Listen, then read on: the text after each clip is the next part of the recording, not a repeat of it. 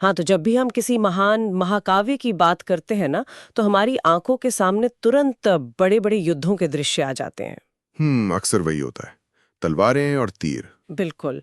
हम हमेशा उन शूरवीर नायकों की ही चर्चा करते हैं जो हथियार उठाते हैं, घने जंगलों में जाते हैं। या जो राक्षसों से आमने सामने की लड़ाई लड़ते हैं। हाँ, उनके पराक्रम और उनके तेज की गाथाएं तो हम सदियों तक सुनते हैं, पीढ़ियों को सुनाई जाती हैं।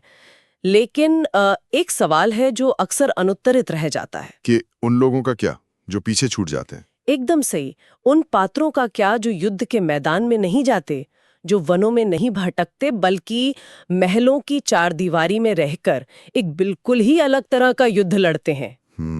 एक अदृश्य युद्ध। हाँ। हाँ, ये बहुत ही दिलचस्प विषय है आज का। है ना? हाँ, तो आज की इस गहन चर्चा में स्वागत है।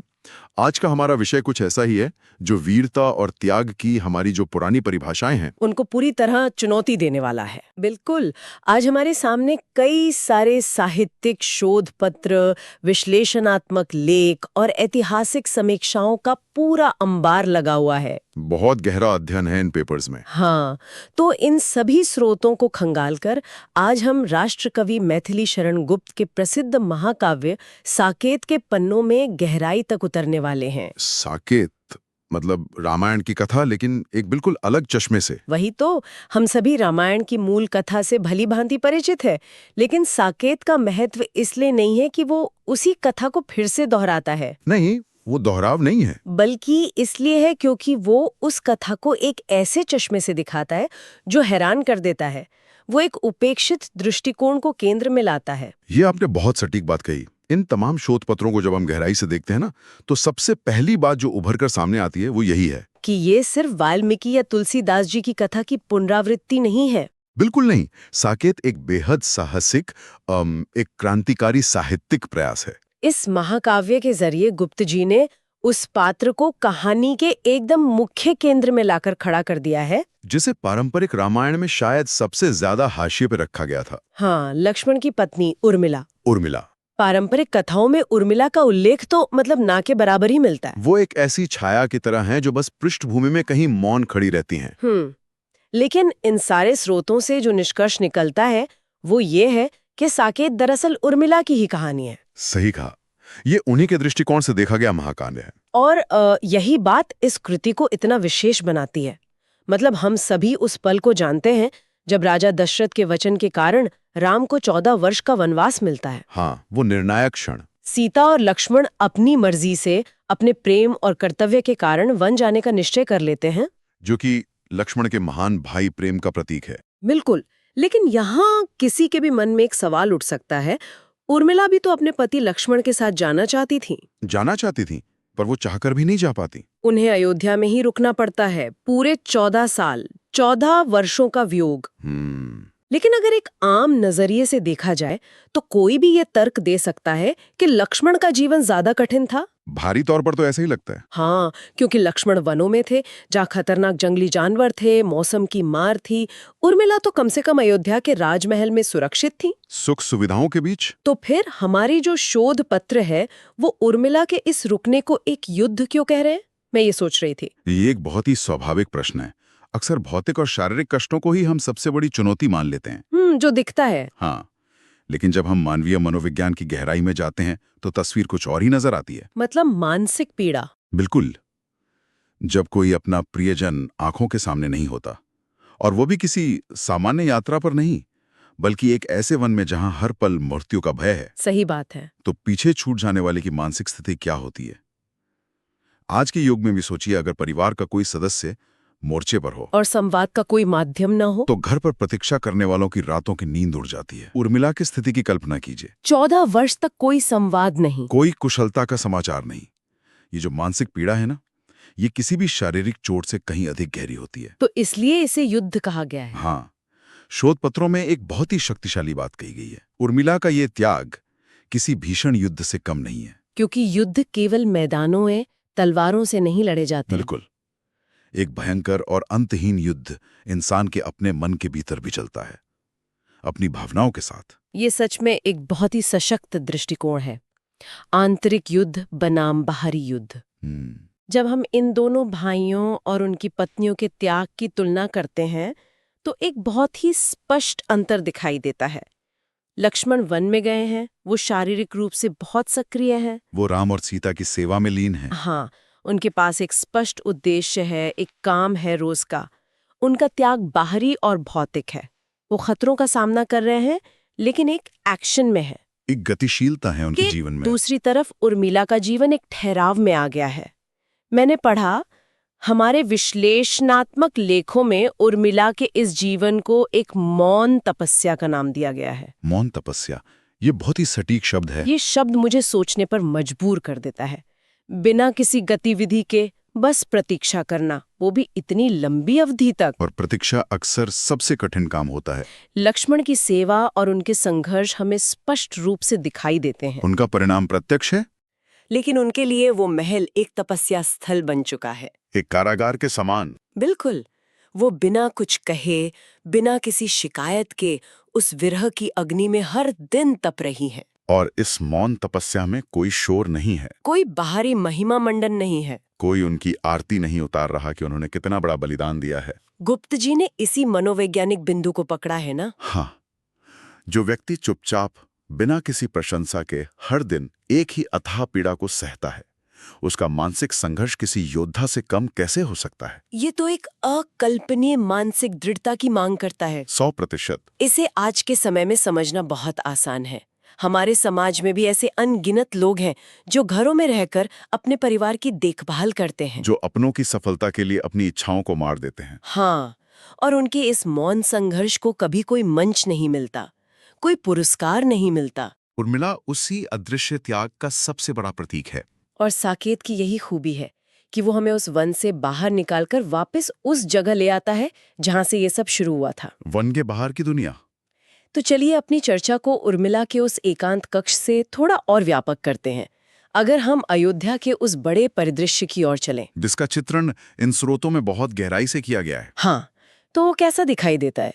राम, सीता और लक्ष्मण के जाने के बाद पीछे छूटी वो अयोध्या कैसी है? अयोध्या का जो दृश्य साकेत में प्रस्तुत किया गया है वो अत्यंत हृदय विदारक है। सिर्फ एक शहर नहीं रह गया वो। नहीं, वो एक जीता जागता और कराहता हुआ अस्तित्व बन गया है।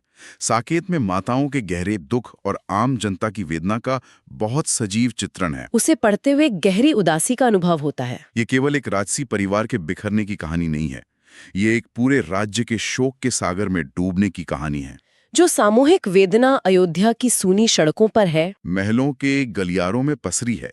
गुप्त जी ने उसे बड़ी ही सूक्ष्मता से उकेरा है। दशरथ जी का निधन हो चुका है, माताएं तड़प रही हैं। पूरी प्रजा अपने राजकुमार के बिना खुद को अनाथ महसूस कर रही है। वो एक ऐसा शहर बन गया है जहां कोई उत्सव नहीं है, बस एक लंबी अंतहीन प्रतीक्षा और शोक है।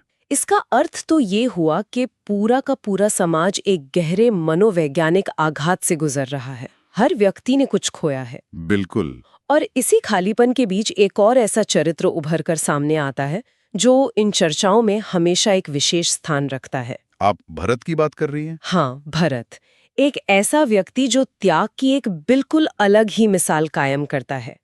हमारे पास जो नोट्स है वो भरत के अभूतपूर्व भ्रातृ प्रेम पर बहुत जोर देते हैं। उनका त्याग अकल्पनीय है। उनकी स्थिति तो और भी जटिल लगती है। उनके ऊपर तो राजपाट का सारा भारा गिरा था। सत्य कहा आपने।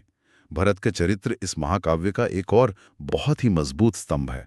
इसे इस तरह देखिए, भरत के लिए एक निष्कंटक राज सिंहासन तैयार था। वो राजा बन सकते थे और कोई उन पर उंगली भी नहीं उठा सकता था। ये उनकी माता के वरदान का परिणाम था।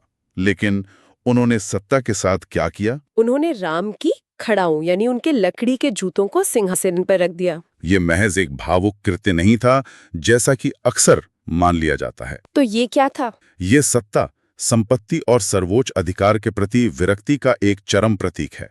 उस खड़ाऊं को सिंहासन पर रखकर भरत स्वयं एक वनवासी का जीवन अपना लेते हैं। नंदीग्राम में कुटिया बनाकर। हाँ, वो राज्य पर शासन तो करते हैं, उत्तरदायित्व संभालते हैं, लेकिन राजा के रूप में नहीं, एक सेवक और एक ट्रस्टी के रूप में। बिल्कुल।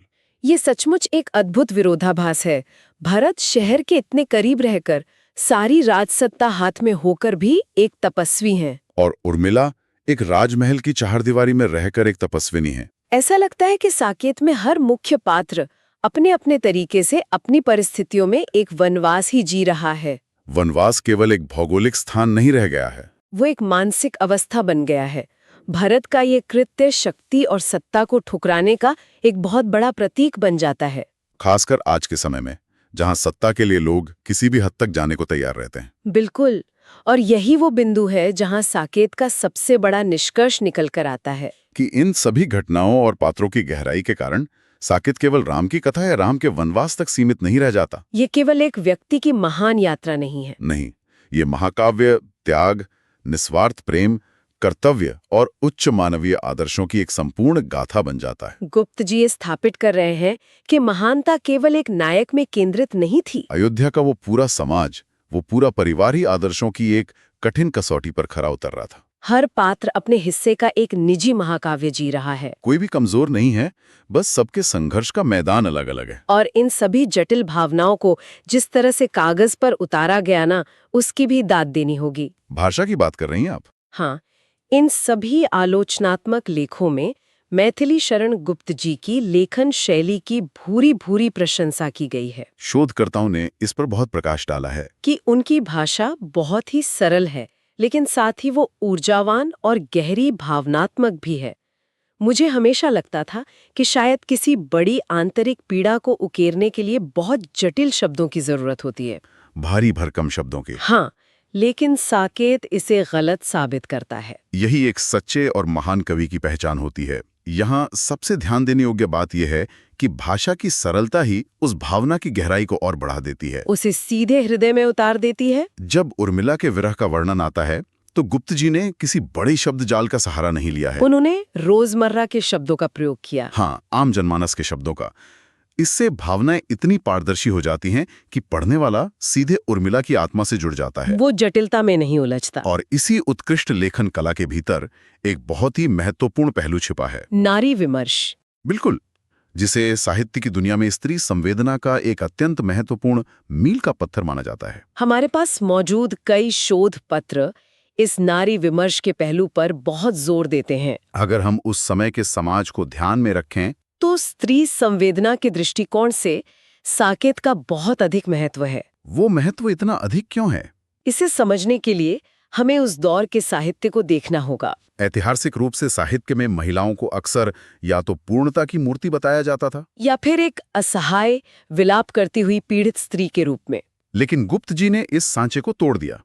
उन्होंने महिलाओं के स्वतंत्र विचारों, उनके आत्मसम्मान और उनकी सूक्ष्म पीड़ा को इतनी प्रमुखता से सामने रखा, जो उस समय एक बहुत बड़ी और क्रांतिकारी बात थी। उन्होंने उर्मिला को केवल एक रोने धोने वाली स्त्री के रूप में चित्रित नहीं किया।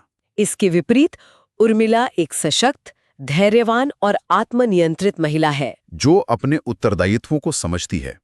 उसकी पीड़ा में भी एक अजीब सी गरिमा है, एक गहरा आत्मसम्मान है। वो टूटती है लेकिन बिखरती नहीं है। ये किसी स्त्री के मानसिक संघर्ष को पूरी प्रामाणिकता के साथ मान्यता देने का एक ऐतिहासिक प्रयास था। बहुत बड़ा प्रयास। उर्मिला की पीड़ा में एक गरिमा है, ये वाक्य ही अपने आप में बहुत कुछ कह देता है। और शायद यही इस पूरी चर्चा का सबसे बड़ा और महत्वपूर्ण सबक है, जो इन दोनों दृष्टियों, उर्मिला के सशक्त चरित्र और गुप्त जी की प्रगतिशील लेखनी से उभर कर आता है। बिल्कुल, ये पूरा अध्ययन हमें एक बहुत ही स्पष्ट संदेश देता है कि सच्चा त्याग हमेशा बाहरी संघर्ष या शोर शराबे में नहीं होता। मानव स्वभाव ऐसा है कि हमें लगता है कि जो हाथ में तलवार लेकर सबसे आगे खड़ा है, जो खून पसीना बहा रहा है, वही असली त्यागी है। हाँ, वही असली नायक है। लेकिन उर्मिला और भरत जैसे चरित्र हमें ये सिखाते हैं कि सच्चा त्याग अथाह धैर्य और मौन सहनशीलता में भी होता है। 100% धैर्य और सहनशीलता, ये दोनों ऐसे गुण हैं जिन्हें आधुनिक दुनिया में अक्सर कमतर आंका जाता है या उन्हें कमजोरी मान लिया जाता है। लेकिन जरा सोचिए, जब कोई व्यक्ति लगातार 14 साल तक हर दिन एक ही मानसिक पीड़ा को चुपचाप सहता है, और वो भी अपने कर्तव्य पथ से 1 इंच भी डिगे बिना, तो वो किसी भी युद्ध के मैदान से कहीं अधिक बड़ा और भयावह संघर्ष हो जाता है। ये एक ऐसी मानसिक दृढ़ता है जिसे मापना असंभव है। और मैथिली शरण गुप्त जी ने इसी मौन तपस्या को वो अमरता दी है जिसकी वो हमेशा से हकदार थी। तो अगर हम इन तमाम शोध पत्रों और आज के इस गहन विश्लेषण को समेटें, तो ये पूरी तरह स्पष्ट हो जाता है कि साकेत केवल एक किताब नहीं है। ये एक अमूल्य और कालजयी कृति है। इस महाकाव्य ने एक ऐसा असाधारण काम किया है जो बहुत कम रचनाएं कर पाती हैं। इसने रामायण के उस पात्र को एक नई और शक्तिशाली पहचान दी, जो अब तक केवल हाशिए पर खड़ा था, जिसे कथावाचकों ने उपेक्षित छोड़ दिया था। और ऐसा करके साकेत ने पढ़ने वाले हर पाठक के हृदय में हमेशा के लिए एक गहरा स्थान बना लिया है। यह हमें सिखाता है कि हर कहानी के कई पहलू होते हैं, और जो पहलू सबसे शांत होता है वो अक्सर सबसे अधिक गहराई लिए होता है। इसमें कोई संदेह नहीं है। साकेत ने हमेशा के लिए ये दृष्टि बदल दी है कि हम पृष्ठभूमि में खड़े उन मौन पात्रों को कैसे देखते हैं। और इसी नई संवेदनशीलता के साथ हमारे आज की इस गहन चर्चा को यहाँ विराम देने का समय आ गया है। एक बहुत ही सार्थक चर्चा रही। लेकिन जाने से पहले एक ऐसा विचार है जो लगातार गूंजता रहता है। जरा गहराई से सोचिए, यदि एक सजग कवि की कलम किसी उपेक्षित पात्र को महाकाव्य के बिल्कुल केंद्र में ला सकती है, उसे इतनी महानता दे सकती है, तो ये सोचने वाली बात है कि हमारे अपने मानवीय इतिहास में, या शायद आज हमारे अपने ही जीवन के इर्द गिर्द, हमारे घरों में ऐसे कितने ही लोग होंगे जो बिना किसी शोर शराबे के अपनी मौन तपस्या कर रहे हैं, जो दूसरों को आगे बढ़ाने के लिए खुद पीछे छूट गए हैं, और जिनके त्याग को आज तक किसी ने सराहा ही नहीं। उर्मिला की ये अमर कहानी अंततः हमें खुद से ये पूछने पर मजबूर कर देती है कि क्या सच्चा साहस हमेशा आवाज करने में ही होता है। प्राप्त करते हैं। अपने आसपास के उन मौन योद्धाओं को पहचानने का प्रयास कीजिए और गहराई में उतरते रहिए।